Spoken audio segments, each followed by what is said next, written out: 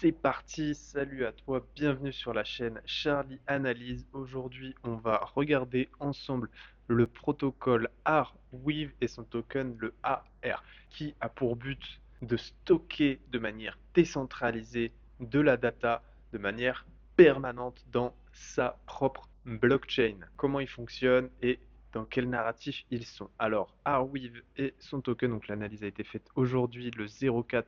Nous sommes dans le cloud computing, un réseau d'épines de stockage décentralisé. Donc ici, je te rappelle qu'il n'y a absolument aucun conseil en investissement. Tu dois faire tes propres recherches avant de faire un quelconque investissement. Do your own due diligence, please. Donc, les concurrents qui sont à étudier prochainement sur cette chaîne, on a Filecoin, on a ICP Internet Computer, on a Stratos et on a Storj, une petite market cap, mais qui a des revenus tout de même. Les cas d'utilisation, donc en fait, ça va concerner les personnes qui vont vouloir faire du stockage sur une période indéterminée, ad vita aeternum. Du moment que la blockchain tourne et que les mineurs sont récompensés, ça ne devrait pas s'arrêter. On va voir comment ça fonctionne ensuite. Donc on peut stocker, on peut créer des applications puisque c'est une blockchain de Layer 1 et ils ont le perma web, page web stockée dans la blockchain directement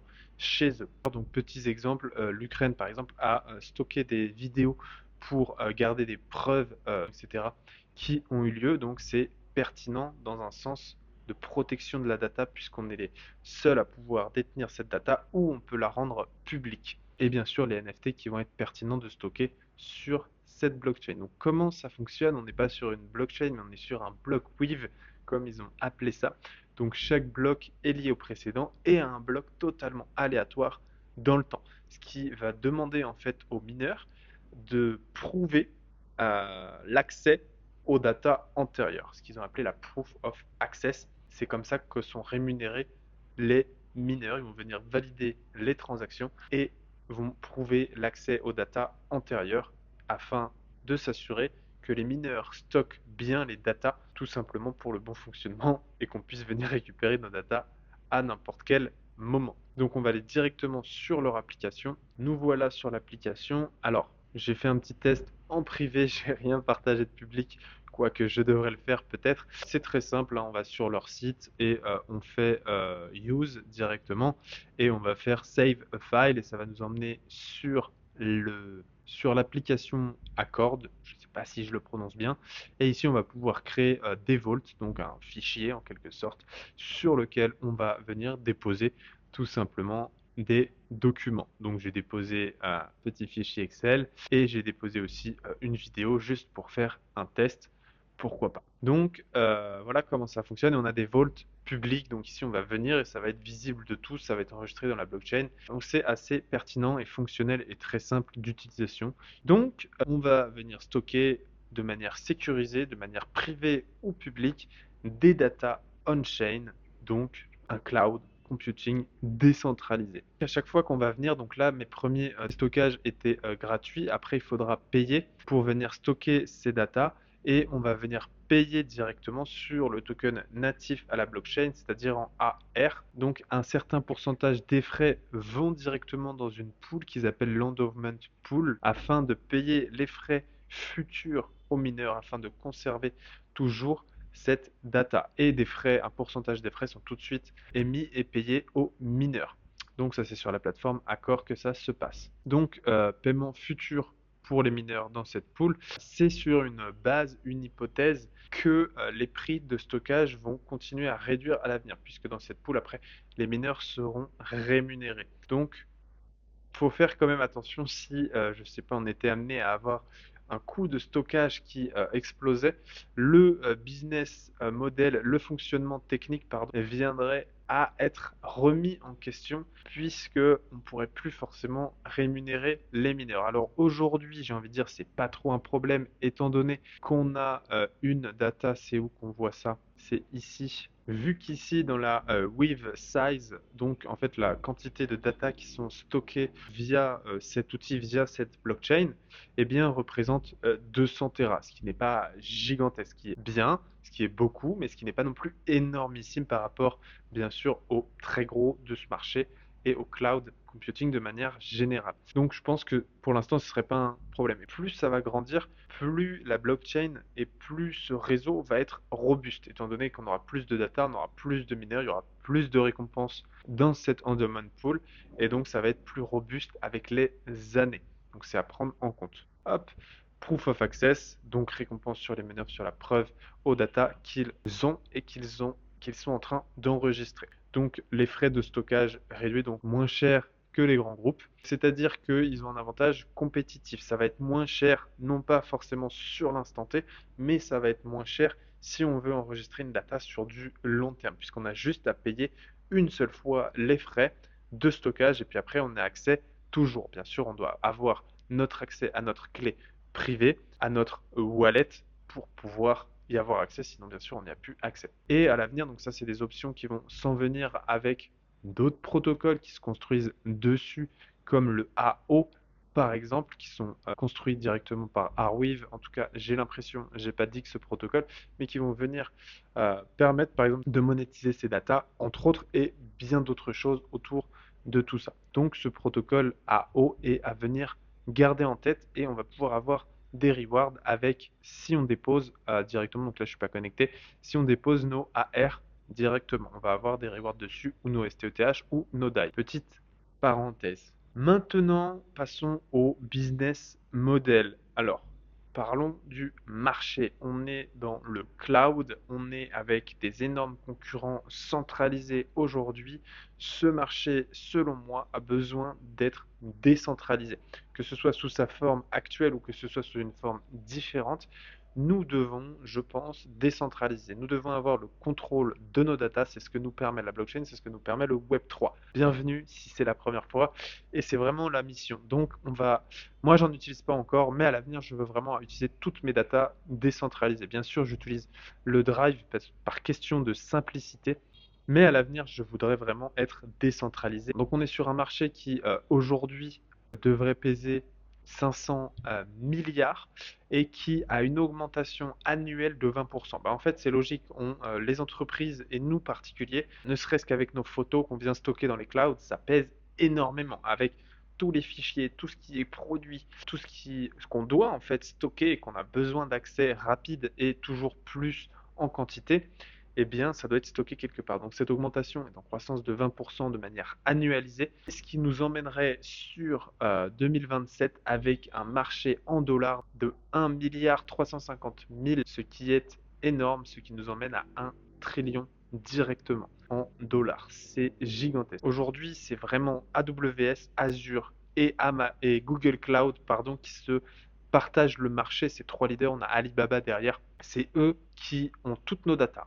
C'est eux qui récupèrent l'argent que ça profite derrière. Mais ils ont surtout accès aux datas. Alors, plus ou moins selon les paramètres et les serveurs qui sont générés, mais ce sont des marchés énormes et des datas colossaux. Donc ça, c'est important à prendre en compte. Ça nous emmène à 1 milliard de téraoctets en 2025. Donc, je t'invite à te renseigner sur ce qu'est 1 téraoctet. C'est énorme. Donc ici, c'est les revenus actuels puisque ça passe par les transactions. Donc les revenus actuels, en termes de transactions, on est à 42 millions de transactions sur une journée par exemple à ce moment-là. Donc c'était en 2024. Et comme on peut le voir, ça n'a fait que augmenter. Donc ça, ce sont les transactions qui sont enregistrées dans la blockchain. Ça ne peut pas mentir. Ce sont les réelles utilisations et il y a des frais à payer dessus, certes pas forcément énorme, mais il y a des frais et c'est notable. Les revenus futurs, eh bien en fait ça va dépendre de deux choses. Ça va dépendre des protocoles et des applications qui vont se développer directement sur Arweave. Ça va amener plus d'utilisation du token AR et aussi la demande directe du stockage permanent. Alors bien sûr, il y a des protocoles qui sont en train de se développer et on n'est pas obligé de stocker. Passons maintenant à la tokenomique. La tokenomique, en fait, déjà, c'est un protocole qui a eu sa date de lancement en 2018 avec une prévente sous forme d'ICO comme c'était à la mode en 2017 et son lancement s'est fait à ce moment-là. Donc du coup, on a un certain recul dessus et c'est ce que j'apprécie aussi dans ce token et c'est les tokens dans lesquels j'aime investir étant donné qu'on a une maturité du token, une maturité du marché et des retours pertinent. Donc en fait, on a eu des investissements assez colossaux à ce moment-là, 8 millions, 5 millions, 8 millions encore en 2020 et presque 1 million en 2018, ce qui nous amène avec des beaux ventures capital qui se sont engagés, qui se sont mouillés à ce moment-là. Donc on voit un réel intérêt de gros capitaux. Et en fait, ce qui se passe aujourd'hui, c'est qu'on arrive à une dilution totale, quasiment totale en tout cas. On est à 99,5% de circulating supply. Donc, on ne va pas se faire dump par ces gros investisseurs. C'est génial pour nous petits investisseurs et c'est aussi génial pour le projet puisqu'il va vivre vraiment que de ses frais et on va voir ce que ça va amener. On arrive sur ces premiers protocoles justement qui ont relâché tous leurs tokens et qui ont une réelle utilité, qui tournent vraiment, qui sont vraiment décentralisés avec une DAO. Et en tout cas, c'est vraiment leur objectif. Donc bien sûr, tu l'as compris, on va venir payer les frais et on va avoir récompensé les mineurs tout simplement. Donc la tokenomique est très simple, on est sur une blockchain de Layer 1 qui va venir payer les frais et etc. Donc ça va tourner comme ça, donc l'économie va être circulaire tout simplement. Et ici, comme je te l'ai montré tout à l'heure, voilà, ce sont les datas qui actuellement sont stockées. Donc on va aller sur le chart en direct pour avoir accès aux données. Donc en fait, on voit qu'ici on était en 2021, on voit qu'ici on était en 2022. Alors 2021, on va prendre le début de l'année. Janvier 2021, 4.1 Tera. 2022, janvier 41, donc on a fait x10 en termes de stockage. Début 2023, ça nous emmène ici. Alors on n'a pas refait un x10, mais on arrive à 115 trillions, 115 Tera de stocké. Et aujourd'hui, donc en début 2024, donc ça a continué d'augmenter.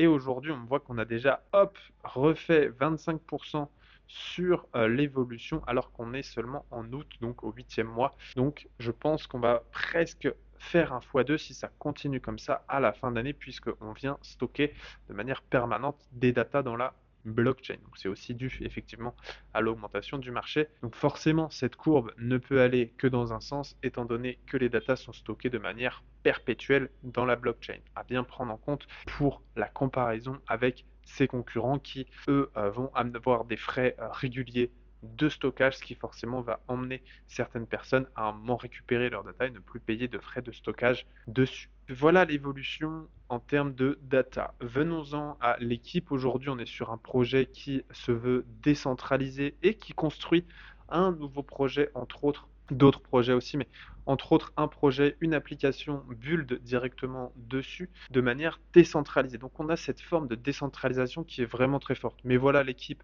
de base qui continue de travailler et de build sur Arweave directement. Audité, ça a été audité, il y a eu des bonnes notes et ça n'a surtout jamais été hacké. Alors, la liquidité, elle est très bonne, il n'y a aucun souci là-dessus, on va pouvoir venir acheter. Alors, bien sûr, si on achète des millions, ça va se ressentir et encore, il y a vraiment énormément de liquidité dans ce marché. On a fait un plus haut le 5 novembre, en tout cas cette semaine-là, à 4 milliards de market cap, ce qui nous emmène aujourd'hui, on doit être à 1,3 milliard, donc qui nous emmène à un x3 environ de son plus haut historique suite à la correction. Je trouve ça pertinent étant donné que ça continue de construire, ça continue surtout d'avoir des datas dedans. On est sur la courbe, donc avec en weekly 2022 le point haut avec la dilution qu'on ressent ici, ici point bas et le point haut. Donc selon quand tu t'es positionné ou selon si tu cherches à te positionner, ça peut être un prix intéressant avec un retracement quand même de presque de plus de 50% comme quasiment tous les projets. Si on prend maintenant, je vais comparer, je pense, avec les bandes de Bollinger parce que moi, ça me parle en daily ou en H4. Moi, c'est quelque chose qui me parle énormément. Tout simplement, hein, dès qu'on a un écartement, eh bien, on a tout de suite une accélération qui s'ensuit puisque c'est comme ça que ça se passe. Et ça peut aller dans les deux sens, donc à faire attention, bien sûr. Voilà, si tu veux les liens, dis-le moi, je te les mettrai en commentaire. Conclusion, alors, on est sur un protocole qui a délivrer tous ces tokens, qui va avoir une économie circulaire et qui a une réelle adoption puisque tous les jours on a des personnes qui viennent stocker des datas. Ici en fait on va sur les transactions, on va venir voir en temps réel que des personnes viennent stocker. Donc là, ils ont stocké cette quantité-là sur une application. Là, c'est pareil. Donc ils viennent stocker du JSON, ils viennent stocker du zip. Enfin voilà, ils viennent faire ce qu'ils veulent. Ils viennent stocker les datas qu'ils ont besoin. Donc une augmentation significative, un marché qui va croître, une demande de décentralisation, selon moi, qui va être importante puisque c'est la maîtrise de nos datas, puisque c'est le Web3 et c'est la possibilité pour nous de décentraliser, de reprendre le pouvoir sur ces entreprises qui, bien sûr, stockent tout et ont toutes les datas directement. On est sur un protocole décentralisé, utilisé, fonctionnant, qui propose une solution. Libre à toi de faire tes recherches, de regarder ce qu'il en est et potentiellement d'investir ou de ne surtout pas investir dedans selon ta propre décision. Je te remercie d'avoir regardé jusqu'ici. Je t'invite s'il te plaît à me mettre un pouce bleu, de partager la vidéo avec quelqu'un que ça pourrait intéresser et à me faire ton feedback en commentaire ou me poser tes questions en commentaire si tu en as. Merci à toi et je te dis à très vite pour une prochaine vidéo.